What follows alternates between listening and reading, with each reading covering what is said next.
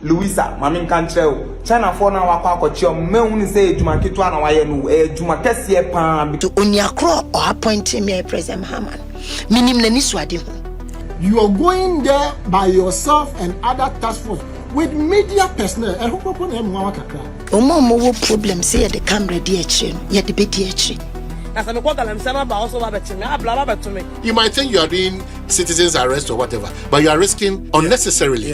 Me pacho omo mutihono omo rescue omo lives. Who call way and a sabe stray bullet because can't. I don't look at the storm. I look at what we are going in for.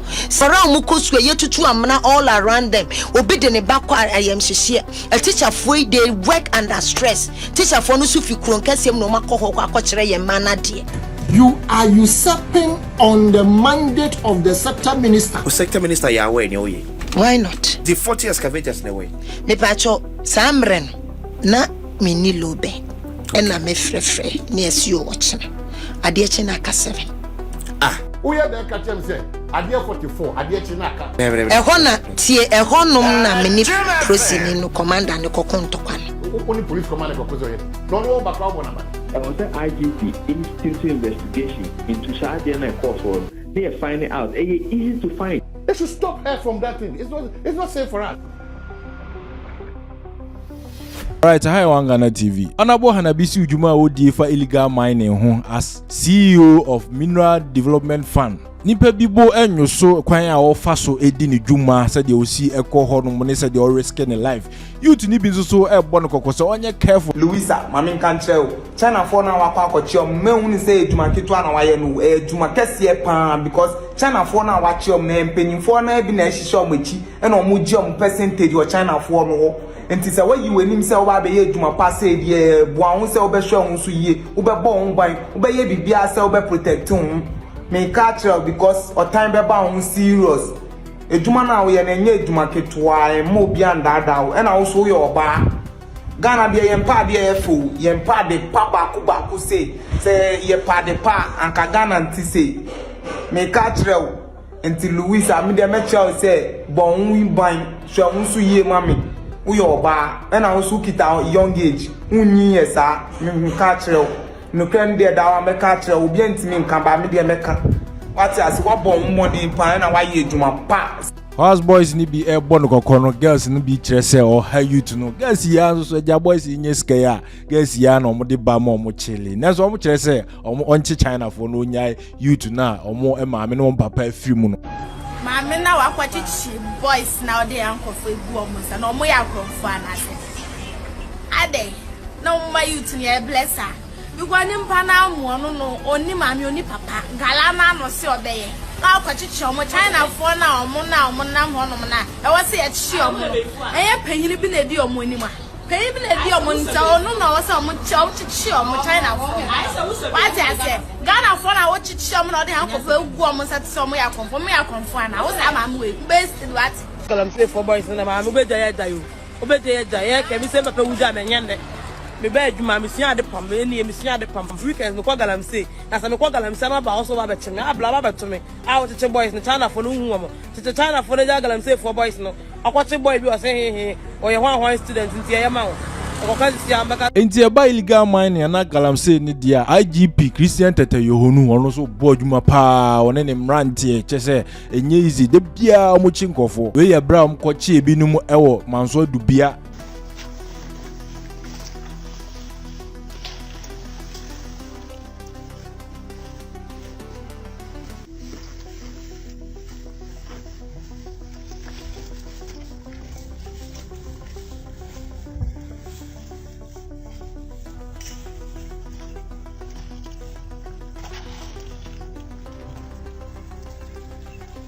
Nti de edi kan Honorable Bissiw ni dwumadi a odi efa illegal mining Galamsey hu camera wodi si ni so etwa mankofo hu eno na owura yawo asani tano kire se onti ase showmanship ene no ma bi na opese o kire Honorable Bissiw are responding to this. Now on my way the last time or date the task force ever enter any of the areas because it could spell doom to her.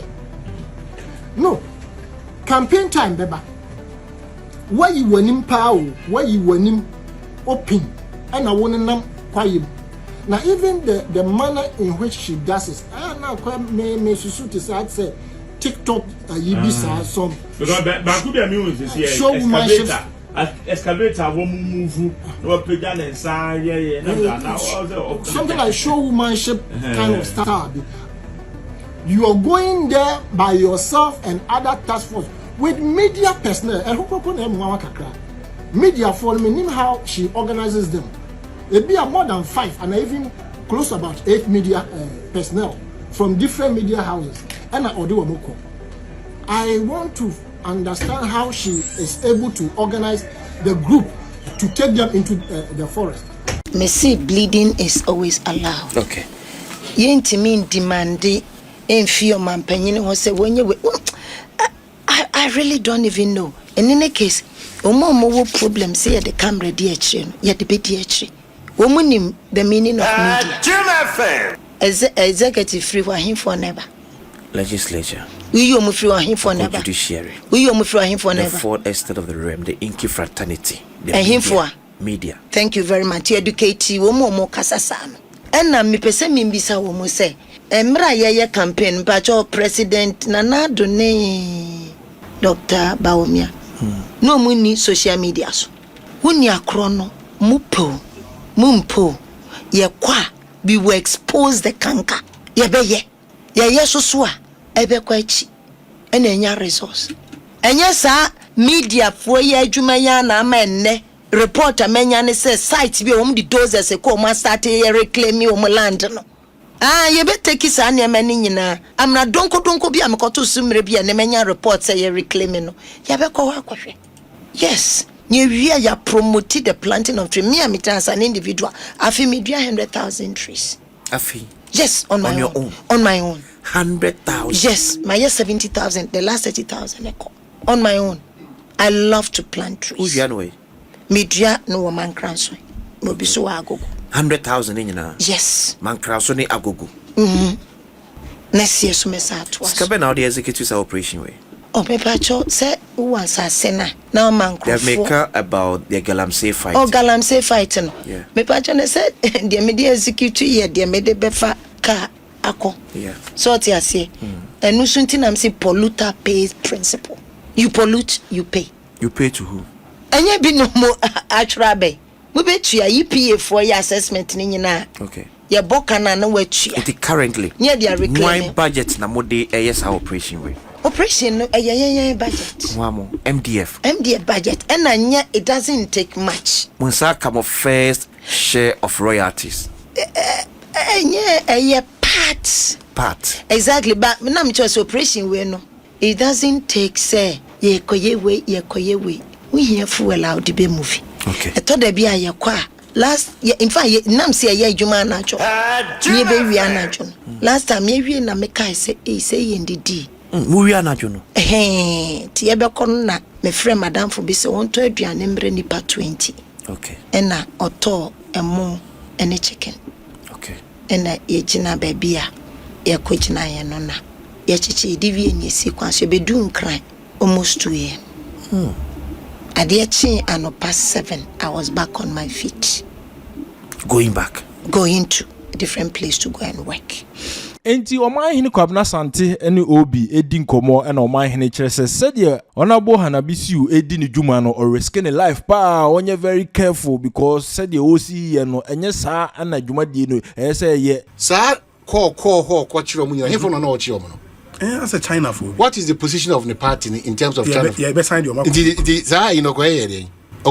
it was too risky for her to indulge in such a thing because say one careful obi asem si Ghana na asem better you know as na Bissiw for the subo kese be boy nyina because enye bia requires our skills we know if there was any counter from these people like this guy as a year can say terrorist. Yes. Maybe he didn't understand what she was doing. And you forgot a funnel. Because you put even the camera people at risk. When you go unprepared like that, Uncle Busa Erastus,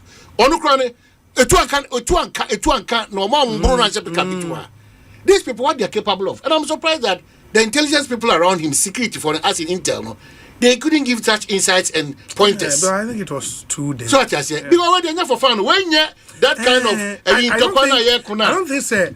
Or no, and now say the magnitude of the problem we are confronted with. And yet, demonstration it's a serious issue. And the police officer, who shape vest, or no shape vest. It was a serious. Is this a way to fight Galamsey? No, there was this other video, and I say, wow, how? I'm like, what kind of? Well, how? And I make and then Obia, the idea Obiano, Yamper is also a social media for the optics. Content creation. It's Mama risky such a revered person. Sana Mama risking the life because a property of the state, and we need her in the minerals development fund.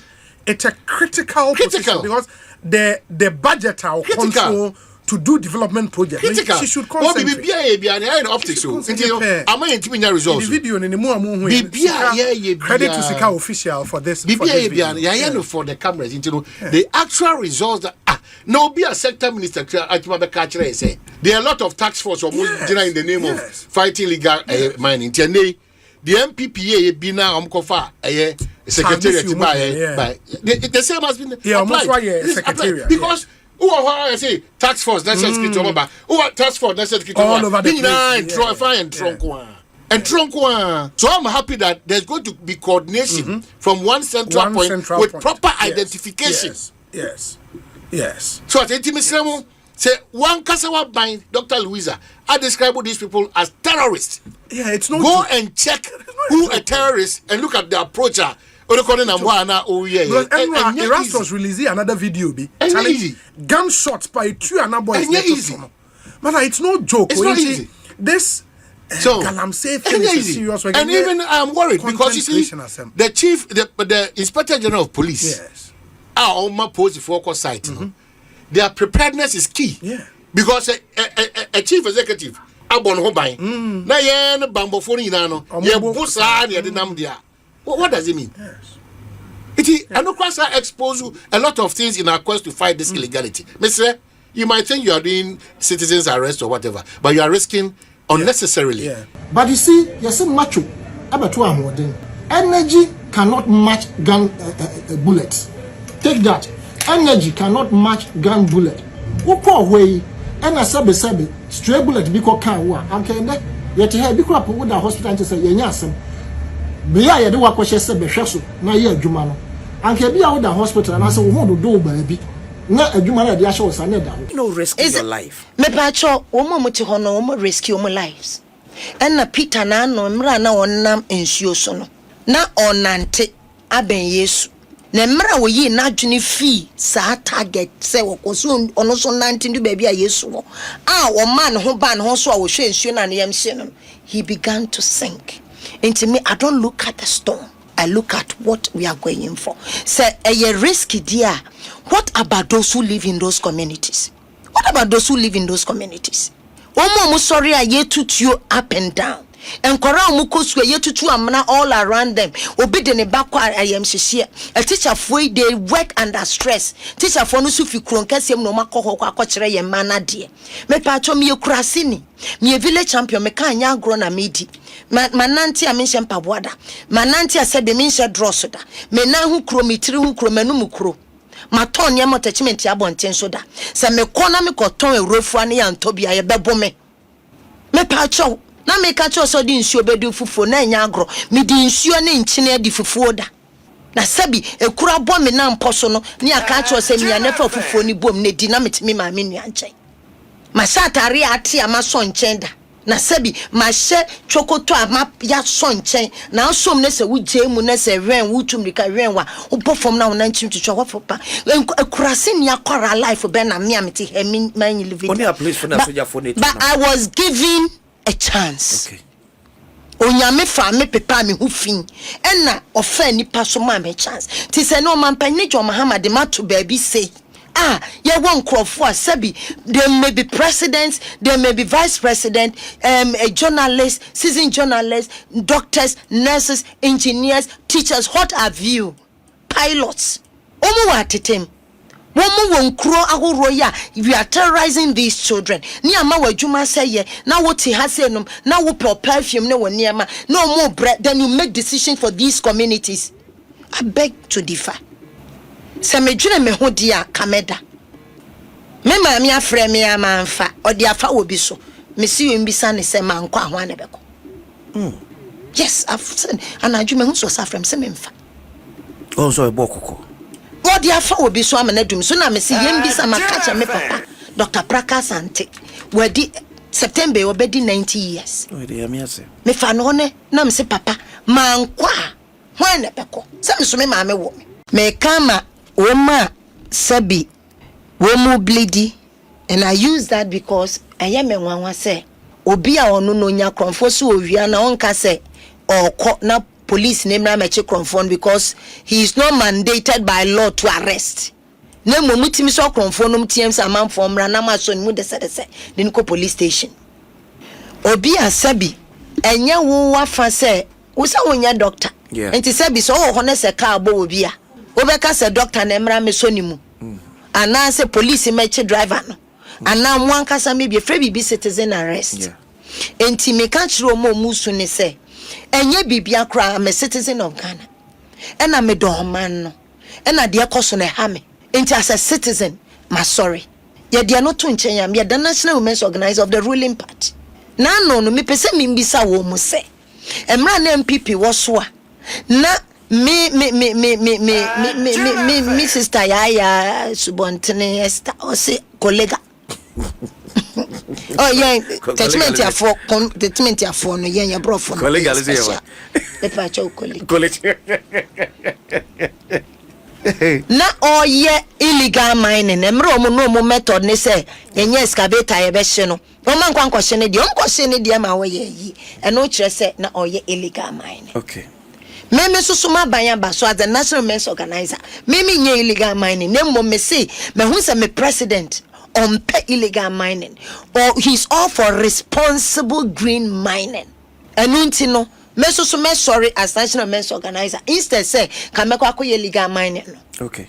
Me fight is illegality. If not even in your capacity as MDF administrator.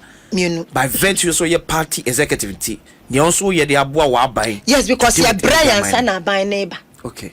Enti ade be say ya buy ni bia be gu abuy na ni masana. O say intimen sorry. We ni sukra free for I'm a citizen of Ghana. Me United States of Techiment ya capital city no eyejumo. E ho na MPF. Enti enunu mi enunu kra kwato nchen ya. Me pese mu amunim MDF no. Me pamcho NDP dia ne so mo de ben kan bro for National Development Planning Commission. Okay. Sanye Hana Bissiw. Kote Planning Development. Yeah. Thank you. Medium term no me mind strategic overview of the mineral development fund or say policy objective no. Second one no. Almost promote efficient management of mineral resources. 1, 2. Also support in the prevention of mining environmental degradation and pollution and promote mining community socio-economic interventions. Epa church remuna prof. Eti na say uye ho adwuma. Oh Debbie, me just say Mama brani. Section 5 no. Yeah. A. Redress the harmful effects of mining on affected communities and persons. Okay. There being negative and almost say yen supporting the prevention of such illegality. No? We should support in the prevention of it. Na mete hote se wakotena doctor anim. We si miti ya me ya me jonku me ho aye na doctor na matiare adru no mo adru be ma jonku aye oya ne ko no ama we nanso the main cause of jonku ne fie ne we ni nyina no eye malaria. Se doctor no to aso sa obewu enti wo mo wo se nkro we mu no yet nkran ha na wonko ya ubie wa no kan illegal miners na wo mu no me victims no you stigmatize them no aka say yo mum na ye illegality na so nyoma wa mo na ye amanfo fiachi me do for me kan krata bia ma me mbo company ni di me boy yidin because me gidi say nyankopon na ya ade ama wo mu aba enti problem ne solve it. Maybe I call ye start fe 2 places I conference at Tiwa West e ho so am na no ye kata so e bedua nua baby a meko hu ho no mama ntie ndi asesa am na no betimi akata so enne omu ye reclamation no fisi e chenkrofo ho no mechi India fo mienu che Ghana fo Galamsey natra Ghana China ma India fo nyina bam yes chichi womu kaka nam ka chom se mode ye ka enne omu katam na so ne mra so se ni omu a ya chiom ni di fisa Ghana ye wo mra wa etia sade no enti medafo se wotinkran na wanya sika se fa hwe nsan kro ni amanfo na amanfo wo honom say schools ukọ na bisa akwara wo school KG ni P1 ni no aka cho se mipetuo some of the minor even no atetem sukuu ya kwada na si yare abeche ne yetu so mpetuo me na meka so beka so mpeto se ne ko no mu ya memobo se wo hwe se de omu atutu school ne ho ababedu ama onso mutu a omu oba no mutu amna ne ntie hipi koso se yan kontem anko kata so a ebebu agu school ne so na encorrect class na ate se mfidie ko hwetim so mu ntehwe no mu wo mu kuro mu honom no mahu se nkrofo de memma kentinka de emane se kan ne etuo ne ato di cross anajo te na nkrofo dwane ko mu dem you terrorize the community nkora we wo ho wo nkora ne ehu se life survivor no eye etuo okay patroti ase fi so no mu so mu bom tete kasi mom de mu fafo mom pa me no papa no fafo wo mu nkane akora ba kwitimi ka se ya ye penkane so mu ba no matete ye nkane ni no ma se ye so ma se o mu transformer me de na me ka se mi kokro no ye kokro me ne community ni ko hia ne so no de chronic community member ne so ka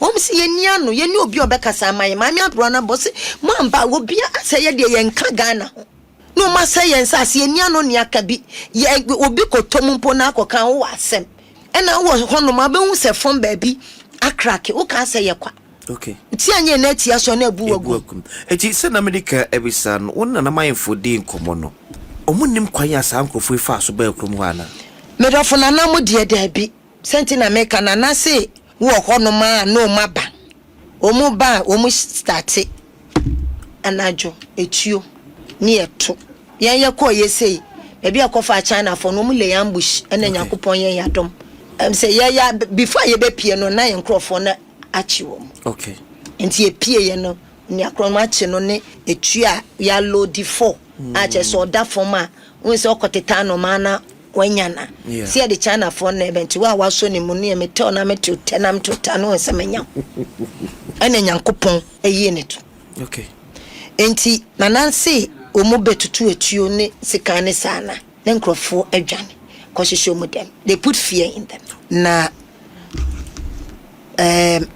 committee chairman kan bibia na areho o se madam ohun dan yesi apata ya boy ko na ya koshi meeting committee meeting no ma ba be juno se yempie mra na wupia ne yegwa wupia ne yegwa Galamsey for no me kamechro medof enti won no mo pointi China fonka se we mu wo ma me na bi o matu obi to mu ye ko hotuo no mu di hia akodu ne free fa de na ade ko ya wo timi empower mo sa de de kan bi de nyame me call first I'll not move ahead of God and a bibi bia wo ya wo de akoma pa na ye nyame boa if we say me move is not about me, it's for God and country.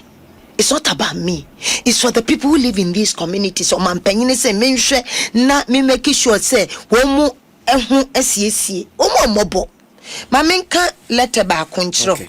Meka no brofo na na te brofo na me de machiu na making kan. Me mbo company. Okay. Emo jumadi ekodi ni nani. Mediki aka say ye sha ase ni nyina ba bia ye bia no. Ye nya resource. Obi bia so ya che na tum bia oda so dem. Ye chiwa. So from China for to yes, near do court. Ye do court na court remind you. Ye remind you na so hono ma ha na fe. That's China for na say ye repatriate you mo. Me patcho da bi the Mr. Emra wo Ghana. Emra no say ye chiwa. Minimum of 20 years in prison. I shall one order so them. Okay. Maximum 25 years and a fine. Either one or both. What's the interior minister? And a punishment be our interior minister so din come me pacho wo ma din samone na okona ho emetua saka na President Mahama mpesika emetua to only interior minister Kasa was say year repatriate you. Oh, that be repatriate me patcho emrane si wo via ne repatriating. Or 7 years sentence. Exactly. I was say wo muntimi nya is in the law. Okay, to mu amachi wo mu say ampara say roboko court na emrane bo mo. No, e ampara ya do mo court wo mu da so wo entinye say nya ampara ampara wo ko ma men kai we ntro. Okay, we carry. No, o makọ oh da bi o mu dem. Okay. Kai o mu dem eno de e ampara enye say e ya agro nkakran. Entity company ni wo ho. Was the administrator Mineral Development Fund Accra acceptance of responsibility for reclamation of the degraded land due to illegal mining. Dear administrator, I'm writing to formally acknowledge and accept responsibility for the environmental degradation caused by my illegal mining activities on 25 acres of land at Atitem. That's why a small scale miner. Me pacho eno na ye minimum yenya measure. Yenya fanese because akono mu ye ni nyina no. Enye concession. Okay. They've just taken over. Ye farmer obi aso onye so adwuma. Ye ma obi a license. Eno omo so ne tie obi ani la. Ye ma obi a license on mine wo nsuo. Ene ye ma obi a license on mine wo community. Ye ma obi a license ye ekuafo no omo kwa ni terrorize you mo no mo adwane agye omo kokoo no no mabu agu ntu ni akron se ompe problema wonso mo ben wa no akose mamteku ni sempo na ade mindwane hwima sasa ne so nefa enti mabohodin me mpese me read ni nyina waka se wonim the importance of reclaiming the degraded land to mitigate environmental damage no promote society waka ni nyina anti one enema what assessment and planning no or bebua make sure say with all the relevant authorities here you should EPA for to zombe assessment na ye bebuka no ye via ye duan kube na restoration effort say ono so be make sure say bibi bia I was see enyen restore honom no be ye compliance and monitoring just so be oni Mineral Development Fund be ye adwuma closely I make sure say enyen was see enyen fan reclaiming land ni nyina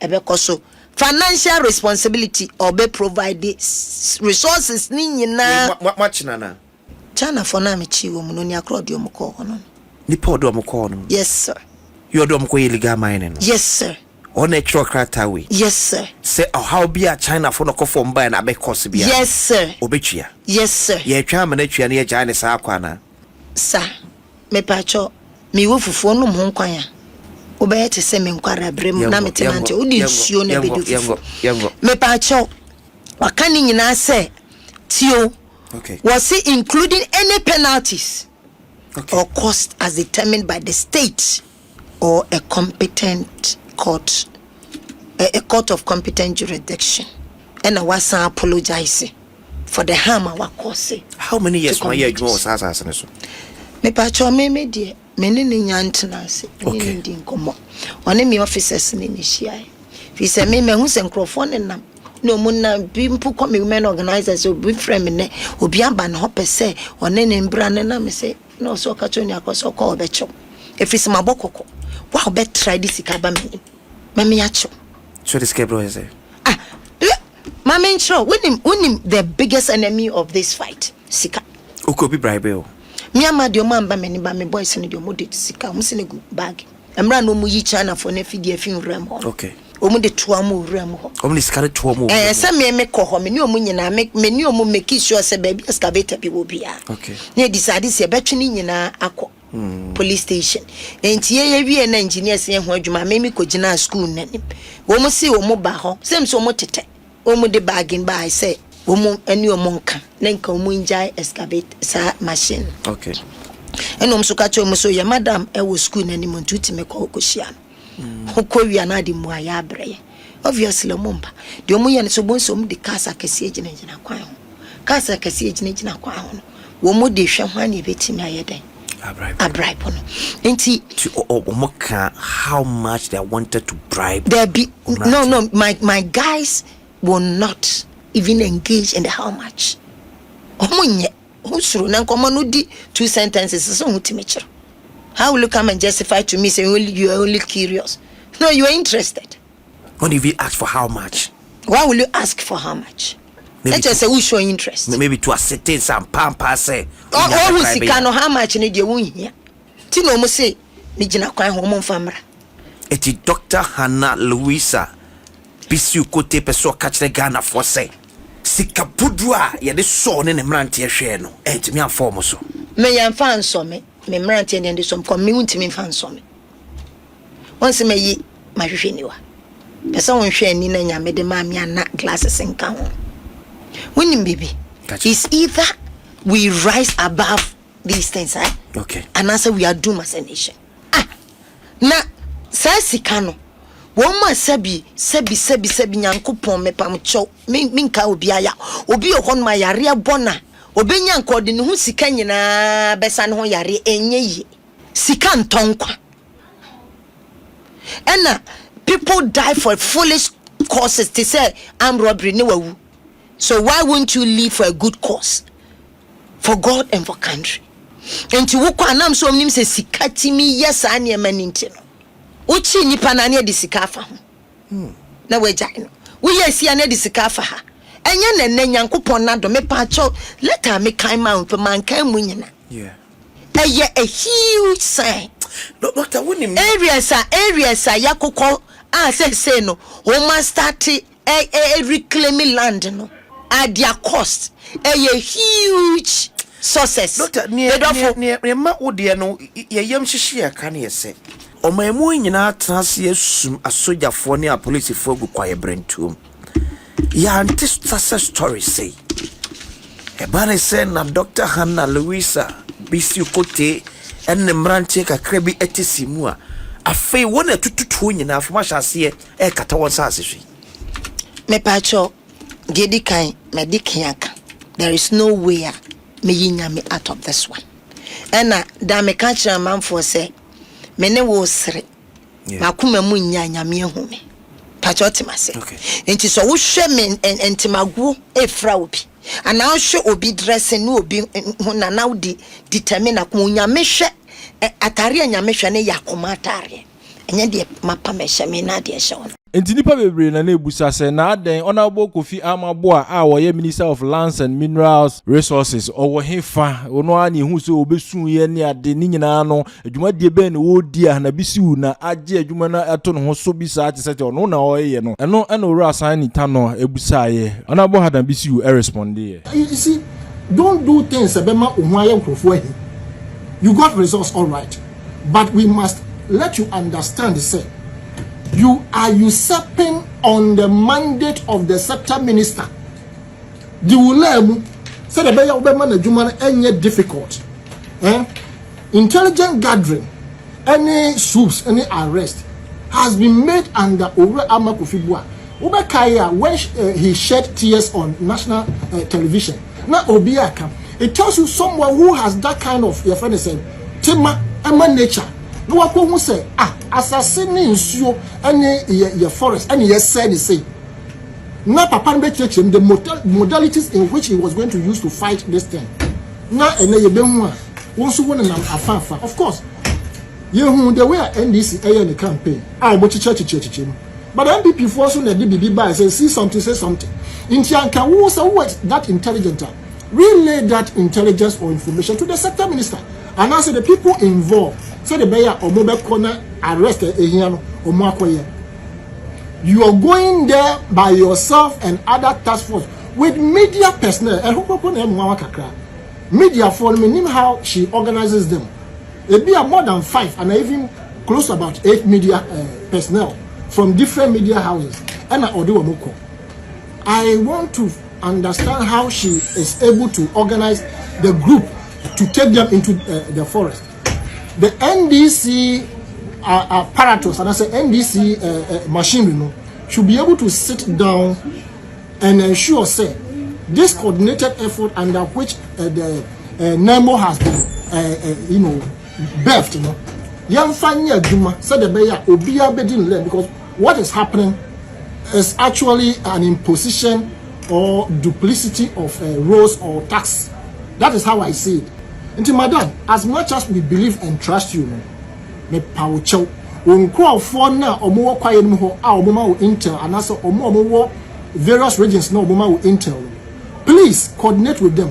Let them relay those information to the sector minister and other people who have been mandated to take up this charge. And yes, sir, at the end of the day, no, you better say the NDC is not ready to fight the Galamsey. And ma, so what in China? One here you may want to say, Bibi Womunti and I it gives us a whole lot of thought in our minds. Into madam, please stay put on your cool. Yes, in your lane. Let Mr. Amakufibua Honorable and his team also be in their lane and work for the betterment of the fighting against the Galamsey. Sector Minister Yahweh Nyoye.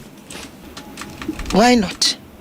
Mineral Development Fund say Yahweh act. Yeah. Intimiye act in Majumebia, including President Obia Yahweh of Ejumedia. So Sector Minister Yahweh. Why not? Say when you secret job. In your movement. They say when me movement, I mean country Obia. Only not even the interior or me pacho. Me say I'll not tell anybody until I finish. Me kon ma kancho say me kwa. Ebia me nka so no, ebia nko no no adi nko. Oh, Hana kra ne me kasa o si okoha. Not in a bad way. Yeah. Thank you. Ni anko le me ambush ni anko kume. It will not happen. So none of your movement be no Sector Minister Yahweh. Me move vie de Yahweh. Like okoye ni oye ni we are. Exactly, because many intelligence are not tell anyone. Min can't robia. Woman me new mufi office koni pombe can't rob catch a media phone. Tini any media bebre ni omo nanten. Omo kra ne bebe can first time now omo holding hostage in me. I had only one prayer. I'm say rather me poucho. BBC kra memma ensem trofo no honka.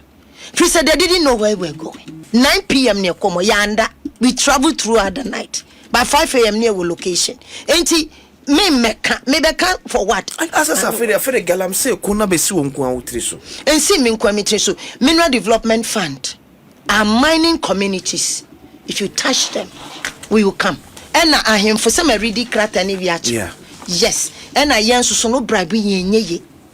Hey, and Oscar. Me pacho. Cheso pacho so mom je bribe, mo ni sikanti no je bribe. Maybe. Seko. Me ni say yo. Sikani bre. Me chidi say mo. And I Michidi said they don't love the nation. And Abomun Sronya meso. Eba chote mase. And she say ye say communities na say Oba NDPC you must yen support the prevention po of Galamsey adieno. E wo ho promote economic activities so na act and so say me redress the harmful effect na me hu se matia si kronum amanfo owu mo buwo mu asukufo ntimi nko school ensu ayenom nyina say polluted sa ne mani nyina ekoso na machi minsa na meti wo se misuro me pa cho no nia kro no te ho dane. For how long na be we?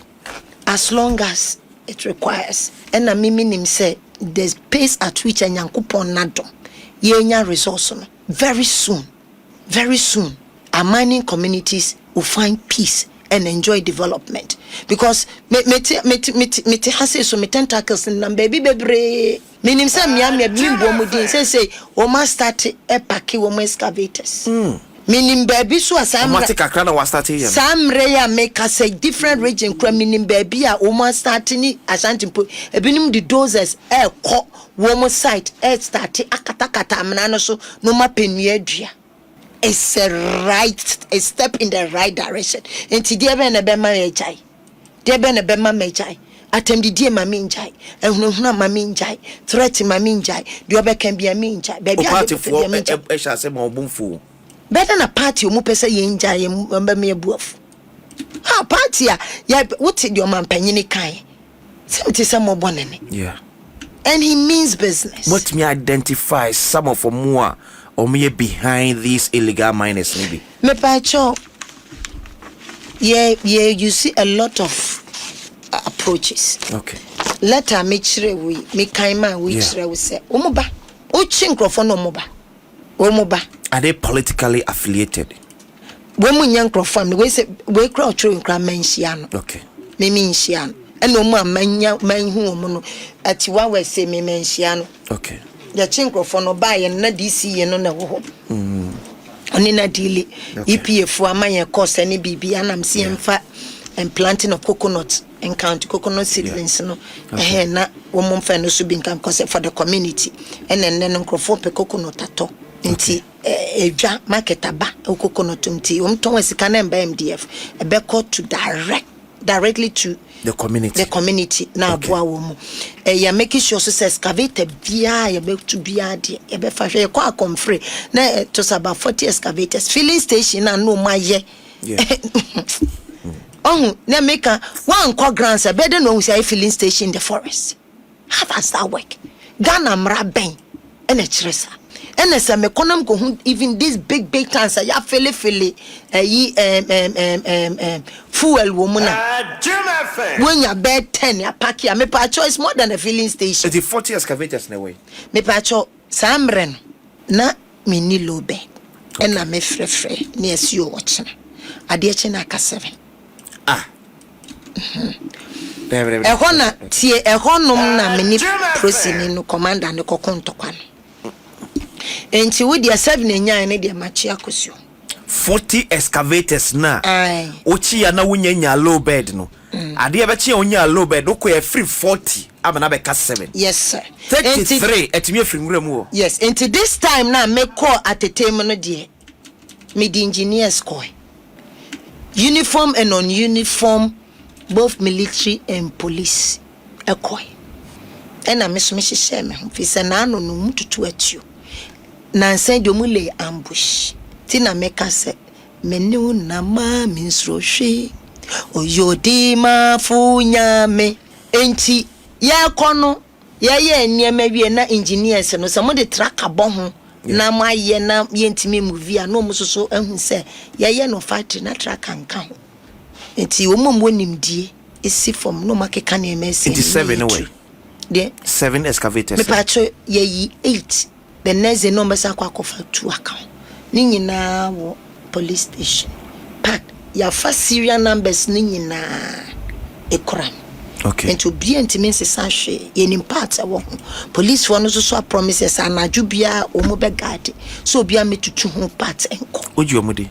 Yes, of course. Onyakro or appointing me President Haman minim na ni so ade ho ena minim ade a wo pese onhu e wa mineral development fund or pese communities in developing.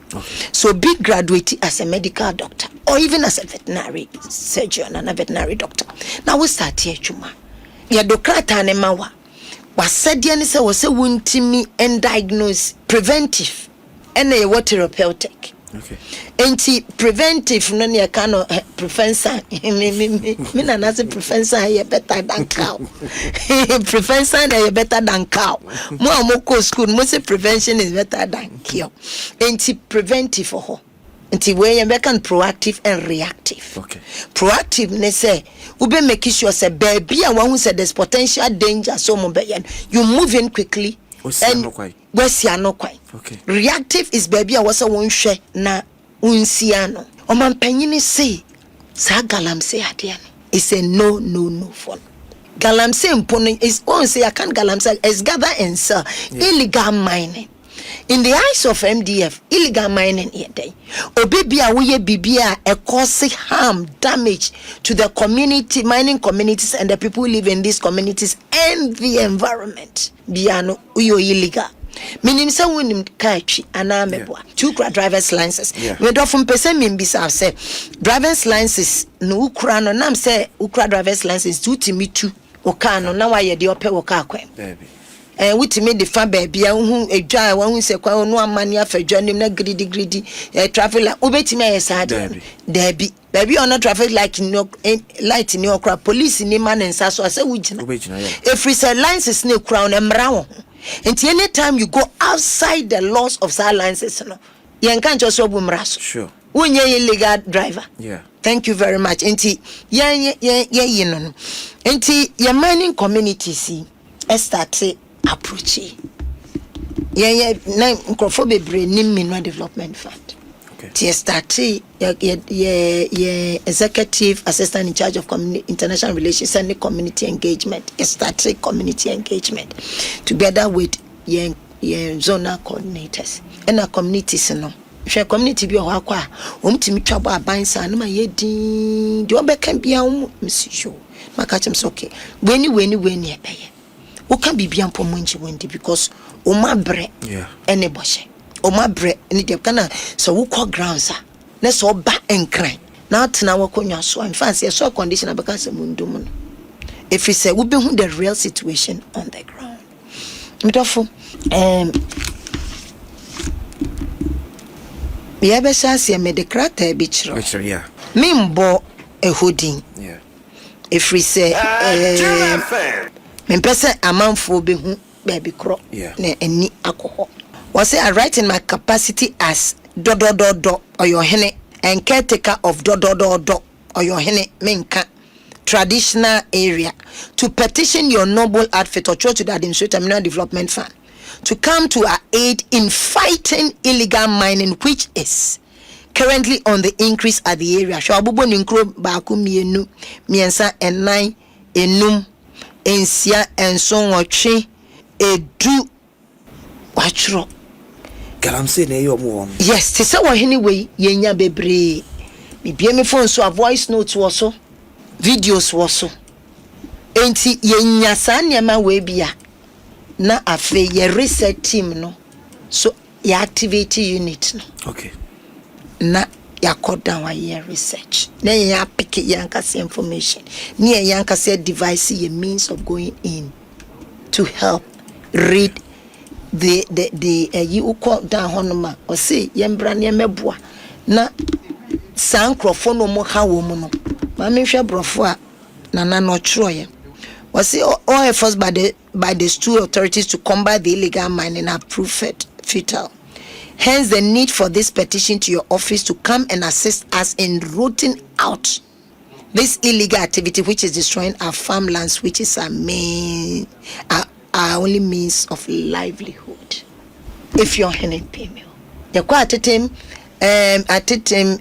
odikro no was you a jadukro ne freeze head dear cosono or mu piano medofo enye no pe so mo kwa form land na no medical in tuning second ko ni terrorize you. Okay. Ni ya buom na afa ya fa omo nsase na ensuo no mo nom ya divert na ya sensuo no na school se wo hono so ma take school ni over sana fo achi wo mi committee chairman ho say obi to wo mu amna no ba ko mu bui amna no mo tutu ajan yes eno mo call site se Ghana fo na ja mo pe no kofi om so ne mo ya adwuma bibi sa ba na o ma fa ho abeka so bi atom wo mo call ye na mo dituo ehia wo nti ona wo hana Bissiw excavator nsema o kyerese odi kosi ho a ayira mana ka 7 no eno na Omanhene kwabna sante so mpese obete kra NPP time sa na NDC ye say excavator se to ayira NDC fo so mu a na so waba na o tena akiri na nka ye se wo hwehwe ha wa obesi asolve na waba ma excavators ayira Erastus Asaredonko aye environmental issues ho nsem ne odi mutintima fa illegal mining ono de wo say IGP nye hwehwemu ne mu ohwem. Oh, no, what yes, June. I say education minister, our classroom, our coach. Put in the necessary measures. These politicians, you don't get them. In opposition, the way they talk, when they have power, they repeat same and give excuse and give defense. Now, is it normal? And I was so confident.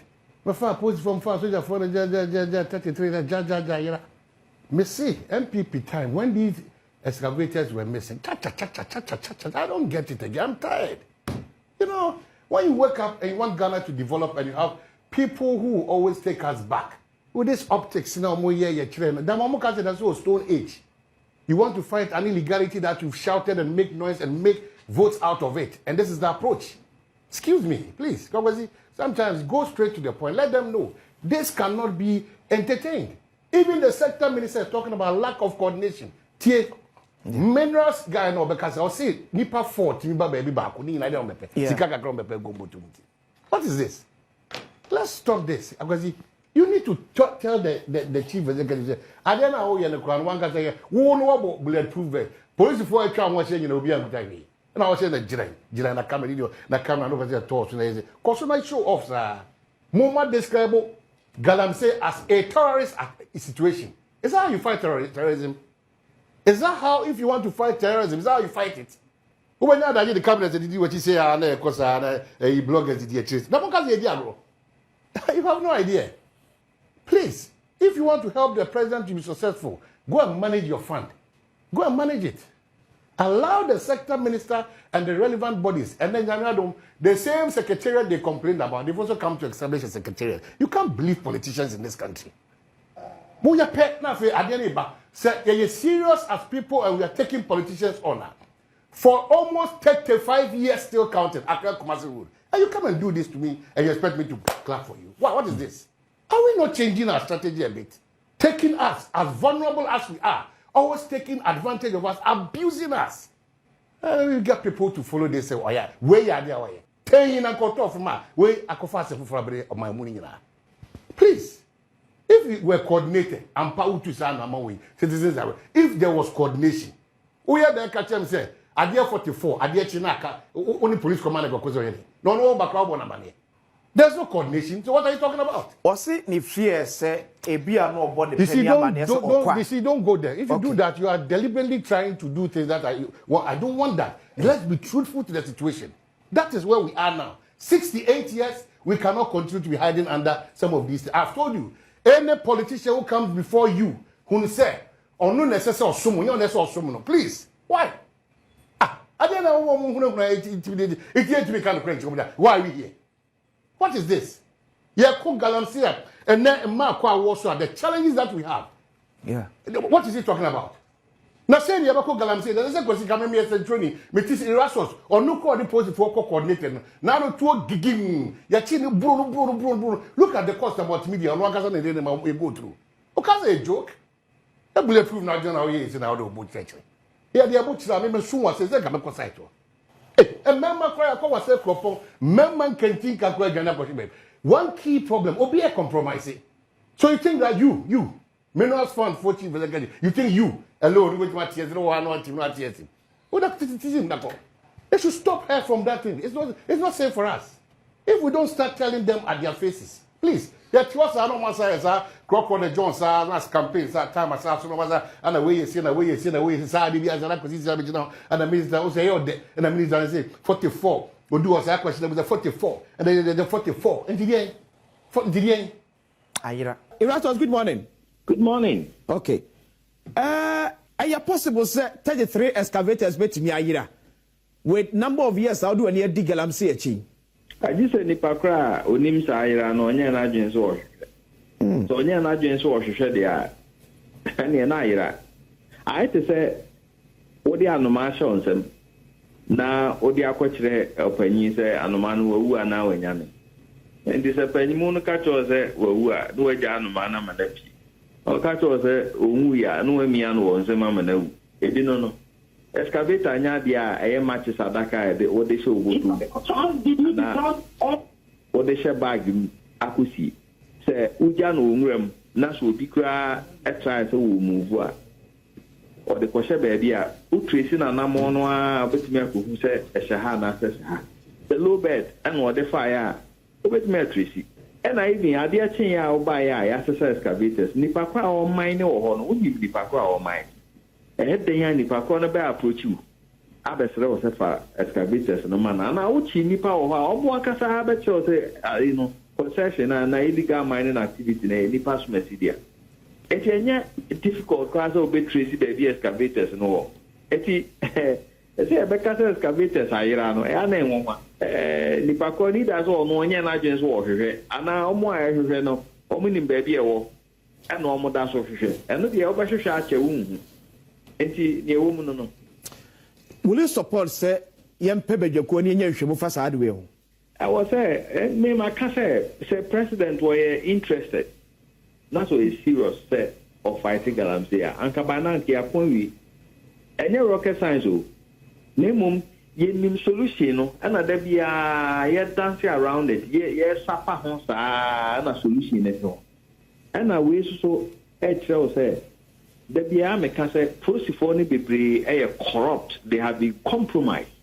Fosiphone be walk Galamsey prone areas, no, don't want no my compromise. to the extent say almost illegalities no but almost nyɛ ho hwee fight no they will fight against you. There have been so many instances Western North and police for who say Galamsey kɔ so wɔ hɔ almost nyɛ ho hwee Osuma another security operative say onko ho no onko stop o ma eno de omo ti ya no masoma police for aba ho say adeti no aba ho enti we enye no nwa say ye dija police ni na be ma kwan say monko fa ma de enko no waje ne kakra she de botu I was say IGP institute investigation into Sadia na course one they find out easy to find so why and the ma kwan mo exercise excavators in free home. Say the idea wa obo ho by. Omo corporations bebre no. Who excavator wo ma wunya no ho so waja no ho sa. Either say obetutu control boards no. Now dia kofi. E no de omo ba omo timi sesa. Na de chi a wa be tracking ni nyina free ho. Ana say wo de men ebegu nwram ho no ma bo ho by. But to the extent say omo timi ja excavators 33 no nwram ho. E kofi kwota e ma de chi e si eni ho. Posting here, they said, and I was here beside the WhatsApp. Gracias, you better say a pay. Yes, madam. Abusua adwumapa on demand service for na eka say adwumapa on demand for say o pese wo di dwuma bia nkankanga for am obrochire a obehia nipa didi so ya tilers anasa building constructors fashion designers chese auto mechanic bia o pese wo di say dwuma bia ma no obekọ ye app no so na wa download adwumapa on demand service ayesa so obekọ www.adwumapa on demand service eno so obekọ ko hu adwumadi edi nyina ne trimopo nyina ne se ye boawo ema okokofo obi ana wodi dwuma bi a nipa a okokofa no esansa wonnim na kira kwan bia anti no to bi kura nipa na gisika wie open here na hu no adwumapa on demand for aba ama sa ha nyina afiri ho esansa obi bia ya de be ma so woni dwuma bia ma no ya ye background checks ehun se sa nipa yi onim ne wo ye enye kwanche trefa ni bia wonim de wo ye ene ye fa no edna ma wo na nigisa ba ko omu ne se onipa bia de be ma wo a odi be di dwuma bia no sabe background no sem anase si ebu afa so pa dia enya de besi na wanso san nim se sabe ko soja mumpo a ye wo military police ono so soja ni ochi soja ni eno me kire mu se eye adwumapa on demand for no ye san so supervisors abre nyina no omko rounds eko check se adwuma na nipa no de beda ye no sa pepepe ene ye no na se adwumapa on demand de omama adwuma no aye simple se bibi ni ena onte ase ampacho no wafa numbers no aye gusuo no no wafre